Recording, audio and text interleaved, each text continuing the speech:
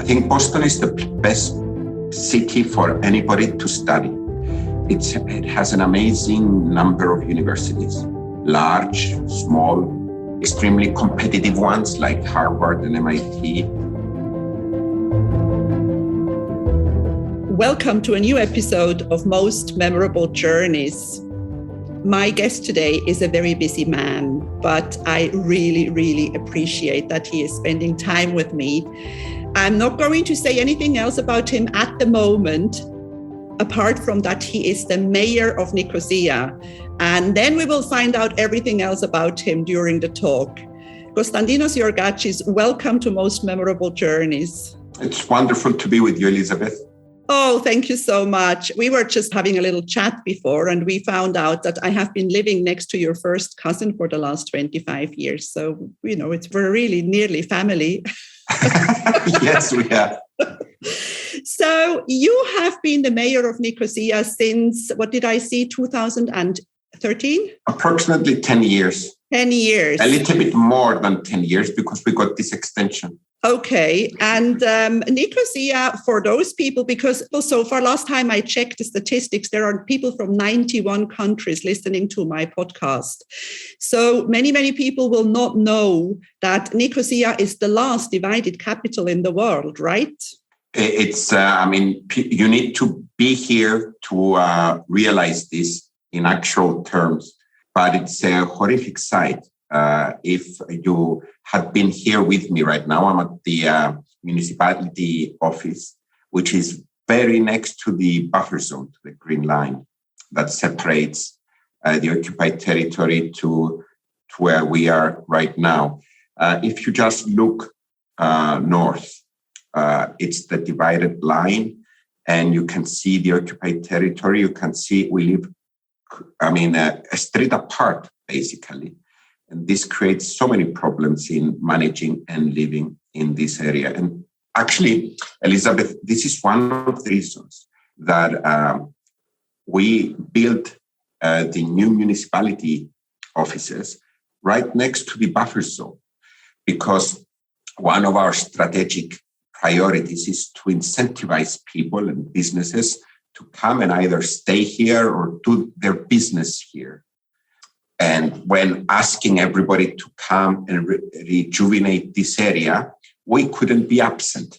So we took the difficult decision, Mr. Lelos Dimitriadis, the ex-mayor of Nicosia, to build the offices here next to the Green Line, but in the geographical center of Nicosia. At the same time, and speaking of division and the many difficulties it creates, we do cooperate with the leader of the Turkish Cypriot community of Nicosia, Mr. Mehmet Harmancin. We have an amazing professional and personal relationship.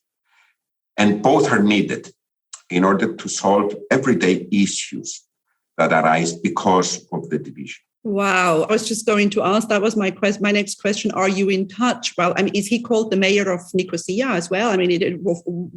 Is he in a position of a mayor? I think in the Turkish Cypriot community, they would call him the mayor of Nicosia, but we address him as the leader of the Turkish Cypriot community of Nicosia. Okay. This is also something that many people don't know because, this thing about North Cyprus has come up in the recent years, but it is the occupied part of Cyprus. And I think some of the terminology is important when we speak. That's why I addressed my friend Mehmet as the leader of the Turkish Cypriot community. Okay, that's... A diplomatic. And the occupied territory instead of North Cyprus. Okay, well, we'll talk about Nicosia a little bit later. I want to talk about you a little bit first because you are a man of interesting lineage. Your birth father was a minister. He was assassinated when you were a little boy. Your stepfather was a president of the Republic of Cyprus. Your mother is an amazing lady who I admire. I have never actually met her, but she's the president of the Cyprus Red Cross. She is involved in the Leventis Foundation, which is primary focus is on the cultural heritage of Cyprus and Greece. So isn't that a heavy burden to carry, Constantinos, to be a child of such important people? I love all of them. I love all of them and respect for all of them for what they have achieved.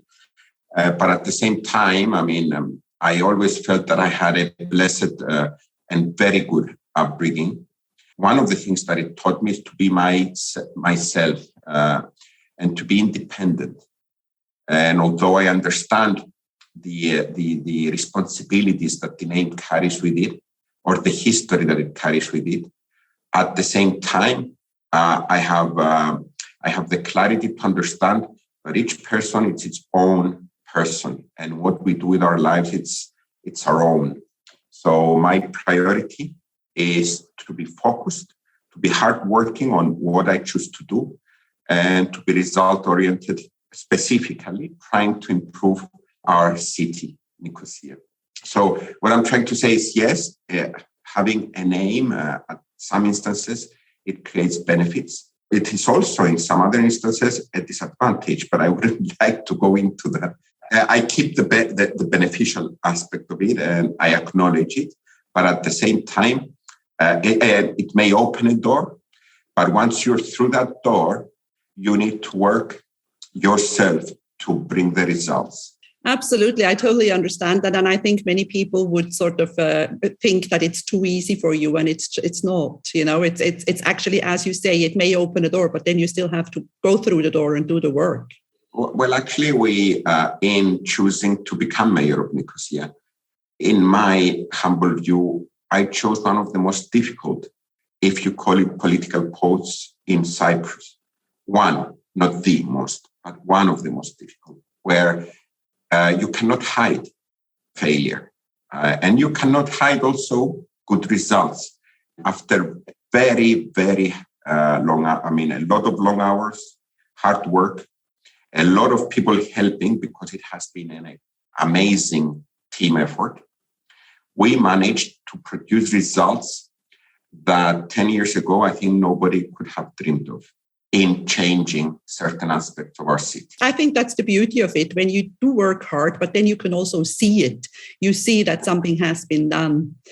Going back a little bit to your where you come from, your father comes from Balechori, which is one of the most beautiful, really beautiful places in Cyprus. Do you have a connection to Balechori? I have two cousins that have houses and some relatives that have a house there.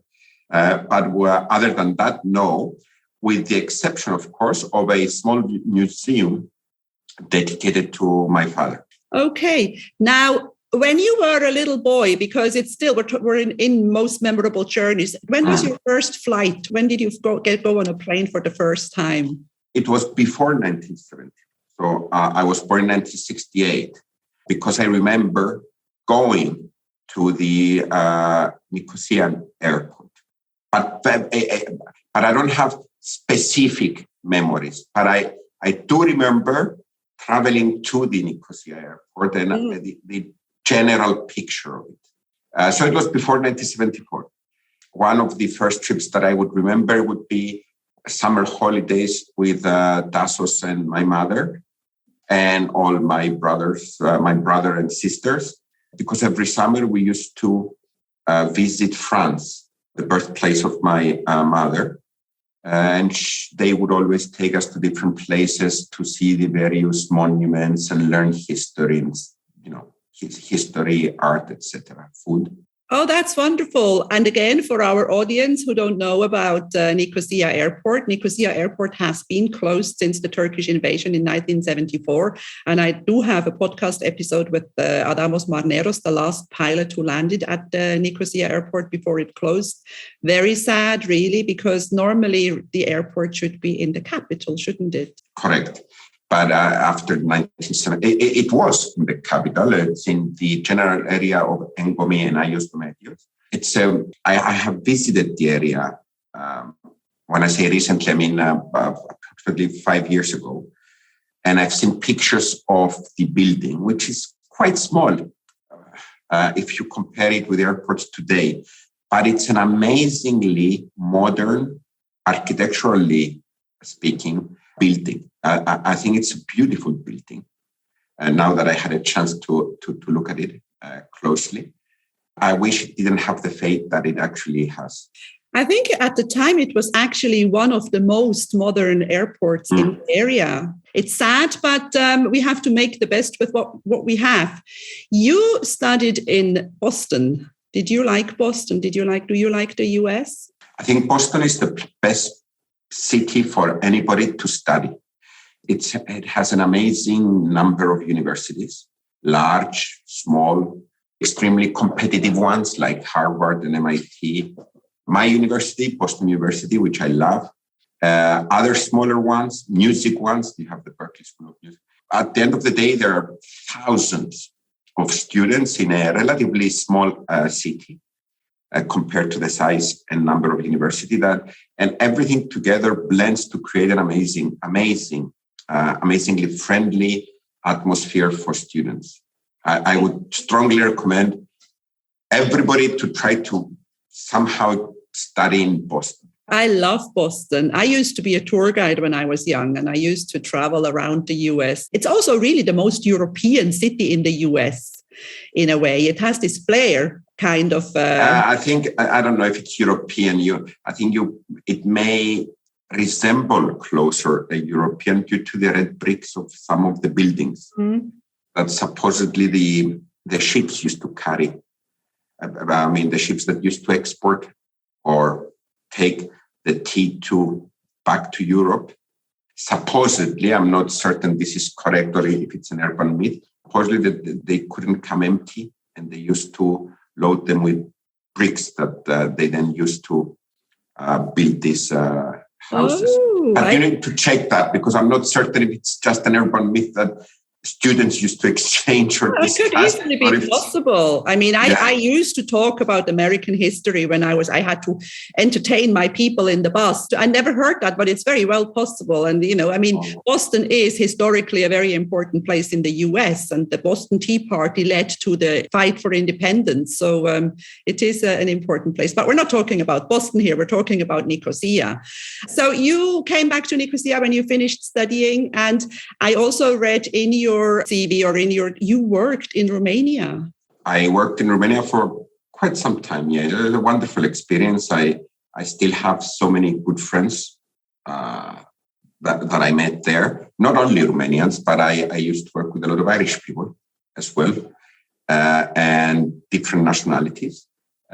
People that I still keep in touch and I consider my friends. And today they are either working in Japan, or New York, or Russia, in Moscow, or back in Ireland, and I feel close to them. Because at that point, I believe we created a small family, very close, and I think that feeling has never left. I had a great time. I lived in 3 different cities. Iași, which is north, close to the Republic of Moldova. It's in Moldova, in Romanian Moldova, but it's neighboring the Republic of Moldova. I also lived in Timișoara and Oradea. It was in the 90s, wasn't it? 95 to 2000. So 94, 2000. It was quite shortly after, the Iron Curtain had fallen. So it wasn't as modern as it is now. It must have been quite challenging sometimes to get your supplies, or I don't know, what was it like? It was, as you said, it was challenging, but we were young and we had lots of fun. One of the things, though, because I didn't have a chance to visit the Soviet Union or countries that were related to it, like Romania. A lot of people that were my age and they had lived in that period of time, they would describe how their lives were. And it was for the first time that I realized firsthand how difficult and how inhuman how inhuman life was under the Iron Curtain.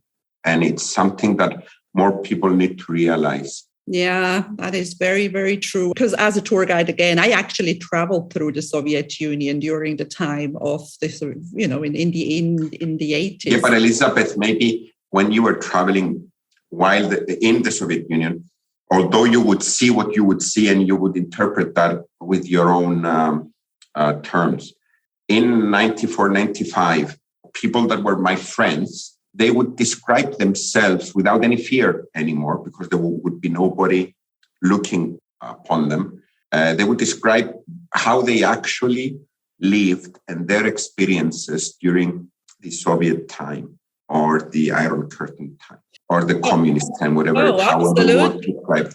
And I remember we used to have local guides in all those countries, and those local guides, they were afraid that we never exchanged anything personal because they were not allowed to say anything. I could feel it, and we used to, anyway, other story. So you came back to Cyprus, you came back to Nicosia, and you started. In 2005. What did you do after that? I worked a little bit at the Leventis company, the bottlers of Coca-Cola here in Nicosia. And then I tried to become mayor and I succeeded, yes. Wonderful. I think you're a very, very nice and also a very friendly mayor, because otherwise you wouldn't be speaking to me here, because sometimes it's not so easy to get people on these podcasts, but it's also important for exposure. And I want to talk a little bit about somebody who doesn't know Nicosia, somebody who comes to Cyprus for the first time, because people tend to come to the beaches, obviously, Cyprus. Yeah, that's the majority. Yeah. Why should they come to Nicosia? Well, first of all, I think anywhere you go, I try to do it. And if the distances allow, I think this is important. The distance from Larnaca or Protaras or Limassol, it's an hour pretty much. Okay, it's a little bit longer from Paphos, I understand, but still, it's not far. And I think anybody that comes for the lovely and amazing beaches and the sea and the sun and everything else that I love too, they should spend a day at least or a couple of days to come and visit the capital of this beautiful island. And that's Nicosia. Nicosia has a lot to offer and a lot to teach, a lot about the history of Cyprus, about in the Middle Ages, before the Middle Ages, a lot of the religious history of Cyprus. So we have amazing churches in the old part of town. And we have the main archaeological museum, which it could be of interest to anybody because the artifacts in it are amazing. And I have been to the museum, I think 3 or 4 times with some years apart. The artifacts in the museum are amazing, seriously amazing. I mean, they're tantamount to the best internationally. And they impress me every time. They impress me anew, even if I had seen them before several times. And now I'm very happy to say that a new museum will start its construction hopefully next year. The tenders have been issued. So we're waiting for the tender process to close. Hopefully next year, the museum will start, and in, let's say, 3 or 4 years, it will have finished. And then it will be more appealing to a lot of people to come and see these amazing archaeological artifacts. But in general, I think it's important for people to come and see Nicosia, get a better understanding of the history of Cyprus, its ecclesiastical history. But at the end of the day, also it's a very good place to see the tragedy that the division of the island has implemented on Cyprus. And the fact that some of the island, approximately 38% of the island, it's still occupied. I think nowhere else can you see it more clearly, I should say, than Nicosia, where you see the city itself half. I think all tourists that visit our island should come here just for that purpose. And I think it's also important that people who work in hotels or people who are tour guides or, people who are in touch with tourists, that they pass on this message, because sometimes tourists don't really know what's available or people who are not so well informed, they may not know that Nicosia is the capital. But I think it's important to point it out to people and to encourage them to visit. And I absolutely agree with you. There is no place in the world really where you can see proximity, you can see the flags on just on the other side of the fence. And what that really, really gives you an idea what the whole situation is like. So, yeah. And I think it should also be nice to spend a night in Nicosia, because walking around the old town in the evening, and there are a lot of good restaurants. There's a lot of real Cypriot food available in Nicosia. But my perspective, I think a taste like beauty are subjective, but I would say that Nicosia has the best restaurants, and it is the most beautiful and complete, which is a little bit of an oxymoron, but I will say that Nicosia is the most complete city that exists in Cyprus today. And when I say complete, obviously, I do not insinuate that we're complete while being divided. We do want Nicosia to be free once again and united geographically. But when I say complete, we have the most green spaces per capita of the people that live here. I think we have the best infrastructure, and we're building new infrastructure all the time. We have the most universities and the most students. We have 30 or 40,000 students, which youth creates a different. We're not Boston, but let's be clear about that. We're talking about 30 or 40,000 students. A university in Boston has 30,000 students. But for the numbers of Cyprus, these are substantial, and they create a very specific atmosphere, and they help make Nicosia a vibrant city. We have a lot of museums, I think most museums than any other place in Cyprus. All in all, I do believe it's the most complete city in Cyprus for somebody to live in. So, yeah, and it, you are the mayor. I hope it has to be the best city. I agree with you, though. It is definitely worth the visit. I'm not saying, everybody can say my city is best or not. I'm saying it's the most complete. Yeah. And the complete parameters are not subjective. They're objective. And I think we can argue that Nicosia is the most complete city than any other city in Cyprus. You just make me want to go. I haven't been for a while. So you're totally right. Where do you relax? Do you go to the beach when you have time, or do you stay in Nicosia? What is your favorite place to relax? I think it depends. I love. The other day I went to a bar. I was in a lovely bar here in Nicosia that has a pool table, and I was with my wife and my two daughters, and we played pool. I played with my eldest against another couple. We spent some time. We won, but barely. And then I played with my youngest daughter. We had a burger and we went home. That's a very relaxing evening, and that is lovely. You don't have to go miles away to relax. This is so nice, because relaxing is an inside job, isn't it? It doesn't really matter where you are. I think relaxing, it's having fun, either doing something like reading a book or swimming. I often come to visit Limassol and swim. I love swimming. Or take my bicycle and go either to Engomi, near Timbos. I think there's nice areas to bicycle, or in the Pedieos River. We have an amazing river, 12 area in Nicosia. In the center of Nicosia, next to the Pedieos River, there are 12 kilometers of a pedestrian bicycle area, which is amazing. And it's as if you're in a forest. And during the winter, when Pedieos River is full of water, it's like you're somewhere in the Amazon/Switzerland type.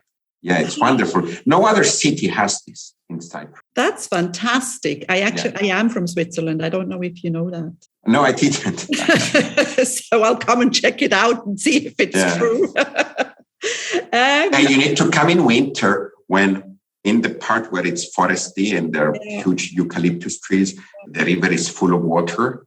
It's an Amazon-y type greenery scene. Fantastic. What is your favorite place abroad? If you can travel, or if you have time to travel, obviously you also travel for work, but if you can choose to travel with your family, where do you go? If I had a choice, I think the easiest and the most comfortable and the most fun, I love Athens. I also like London, but as far as trips go that I would remember all my childhood trips that we had as a family to France. I don't remember them specifically. I mean, X year we went here, Y, but I remember them as a whole and the various places we visited, churches, castles, museums, paintings, everything that a 10-year-old wants to see. And we always laugh with my mother, I mean, because I tell her, yeah, you took us to all the interesting stuff that a 10-year-old or a 12-year-old would love to see. Yeah, castles and museums and I don't know, stuff like that. Anyway, something stuck with us and I love reading about history. So everything was not wasted. As far as personally, I remember a very nice visit. We had a trip in Rome where my wife and I had a guide, a lovely lady. We were looking at, I forget how the conversation came about, but we talked about a painter called Caravaggio. And she told us, do you want to get out of this museum scene and go find all the Caravaggios that are on exhibit in Rome? And that's what we did. And that was a wonderful trip and a different way of looking at Rome and experiencing Rome. And I think that was one of the most wonderful daily trips, in Rome, because we went to all the smaller places, smaller churches where whoever had a painting by Caravaggio. And I will also probably rank very high trip we had with a friend of ours and my wife to the World Cup in South Africa. Because it was a combination of going to a semi-final of the World Cup, a final of the World Cup, and a safari somewhere in a private reserve in South Africa. All in all, approximately a week or 8 days. I think that was one of the most well-planned trips that I've been. It was wonderful. So you enjoy traveling and trying out new stuff? I enjoy it, but I haven't done it as much as since I've become mayor, I don't travel very much other than for business. Yeah, we were also locked up for 2 years. Yeah. So it was a difficult time. And I think that must have also been quite challenging for a mayor. I mean, at the beginning when it happened, now we know a lot more. But at the beginning when it started, we didn't know anything. We were all sort of kind of terrified because we didn't know what it was going to lead to. Yeah, correct. And I must admit that we had an amazing group of people here at the municipality of Cyprus because not a lot of people realize that we never stopped picking up the garbage. I mean, now it might not seem a big deal. In the first lockdown, when everybody pretty much, remember we had 1 or 2 cases of COVID and we all locked ourselves in our houses and nobody was moving, nobody was traveling. A lot of the employees of the municipality were working. We were picking up the garbage. The traffic wardens were going around checking that the public spaces were closed. So a lot of people of the municipalities were on the front line, and they did an amazing job, and they made us look extremely good. Also, the part of the municipality, the social that were providing social services, they also remained open. And we provided food for a lot of people in need. So I'm very proud that I was mayor and I led this team of people during this crisis. Yeah, I think we said with many of my friends to go through this time, through this COVID period, Cyprus was definitely a good place to be. Because, when you compare to being in an apartment somewhere in Manhattan, locked up with 2 kids and a husband who has to work at home, Cyprus is paradise compared to something like that. And I do agree with you that a very good job has been done. And as you say, you were on top of things always. So, right. We were just debating before Mr. Mayor or Mayor. Mayor Yiorkadjis. Mayor. There isn't a third term, is there? There is no limit at the moment. Oh, there is no limit. I think they said, I'm not certain. I think they set a limit in the new law that the parliament has voted in. But still, the limits will start from the next election. So in theory, I can Go for another term. Try for another term. But I already said 2 terms are enough. And I wasn't planning on trying to win a 3rd term. Having said that, I still have to complete 2 years. For the people that might not know, our terms here are 5-year terms. And I already completed 2 5-year terms. But I will be spending another 2.5 years on top of that because Parliament voted an extension so that the next municipal elections will coincide with the European Parliament elections. I didn't know that. That's interesting to know. So what will that be then, 24? 24, May 24. Yeah. And what's next for you? Oh, I don't know yet. It's too early. We still have 2 years ahead of us. Let's not. Maybe you'll change your mind and do another term. Who knows? And we will do another interview. No, we can do interviews. I have no issue with the interviews. with another term, I think I've concluded on that. Okay. So time is passing fast when you're having fun. We have been covering most of the things that I wanted to talk to you about. Is there anything else that you would like to talk about? Is there anything that you would like the audience to know? Anything else about Nicosia, maybe? Yes, I would like to invite you, whenever it's convenient to you, in the format of this podcast, to come and show what we can see from where I'm right now.